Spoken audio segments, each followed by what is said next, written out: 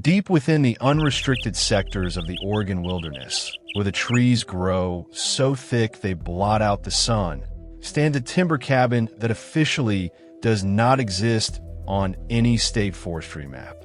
Abandoned since the winter of 1974, local loggers avoided these coordinates for over 50 years, claiming that the woods surrounding it were dead. No birds sang, no predators hunted.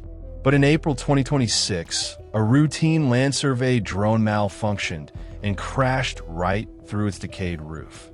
When recovery teams hiked in to retrieve the equipment, they didn't just find an empty shelter. Hidden directly beneath the heavy stone hearth of the fireplace was a rusted steel military footlocker. Inside were 32 magnetic audio cassette tapes, neatly organized by date. Today we play those archives. No parts, no interruptions. This is the full documented timeline of what was hiding in the Blackwoods. The footlocker belonged to a man named Thomas Vance, a former wilderness surveyor who abruptly walked off his post in November 1974 and was never seen again. The police at the time assumed he was attacked by wildlife, but the tapes he left behind tell a far more calculated story. Vance wasn't running away from something. He was tracking it. As the first tape plays, the audio doesn't capture wilderness sounds. Instead, it's a continuous recording of deep, rhythmic breathing layered over the sound of heavy, bipedal footsteps circling the outer walls of this cabin.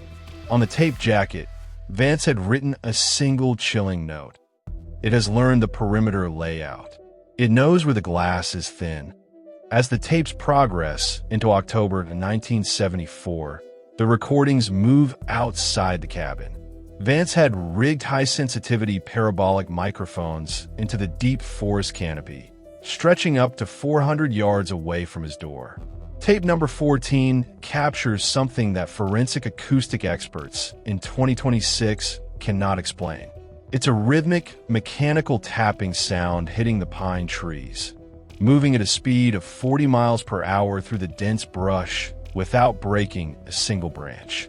In his logs, Vance noted that the local wildlife didn't just go silent when the pull started. They fled the entire valley. By mid-October, the audio reveals that whatever was moving in the dark had closed the distance from 400 yards to right outside his timber walls. But the story doesn't end with Vance.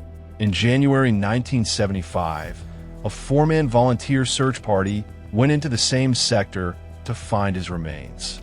They equipped themselves with high-caliber rifles, survival gear, and a base camp radio. On their second night, their radio base station in the nearby town received a final transmission. It wasn't a distress call.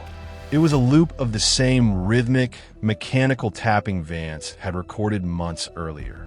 When state rangers found their camp, the tents were perfectly intact. The rifles were still leaning against the pine trees, untouched. Just like Vance, the men had simply walked away into the freezing dark without their gear. The state forestry department realized this wasn't a standard missing persons case. It was an anomaly they couldn't contain. When our team digitized the final cassette, tape 32, in May 2026, we ran the audio through advanced multispectral spectrogram analysis. What we found shocked our engineering team. Hidden inside the analog white noise of the tape hiss was a hidden infrasound frequency pulsing at exactly 7.5 hertz. This specific frequency is known to induce severe auditory hallucinations, intense panic attacks, and spatial disorientation in humans. Vance wasn't just hearing things in the woods. Whatever was outside the cabin was actively broadcasting a bioacoustic signal designed to break his mind, forcing him to disable his own defenses and step outside. November 12, 1974, was the final recording. Tape 32 starts in pitch darkness. Vance's voice is a whisper, barely audible over the loud, violent shaking of the cabin's timber frame. He says, "The tracking signals are overlapping. The radio is dead. It's not knocking anymore. It's mimicking my own voice from the tree line." Suddenly, the tape records the distinct sound of the front window exploding inward. But there are no screams, no sounds of struggle, just a massive electromagnetic hum that overloads the microphone's tape reel, melting the physical emulsion. When investigators cleared the site, the door was still locked from the inside, but the eastern window was completely gone. Thomas Vance had vanished into the very woods he was paid to map. 3 weeks after the search party disappeared, the government quietly closed the entire sector to public hiking, citing unstable terrain. The cabin was left to rot, and the Footlocker remained hidden beneath the stone hearth until our team uncovered it.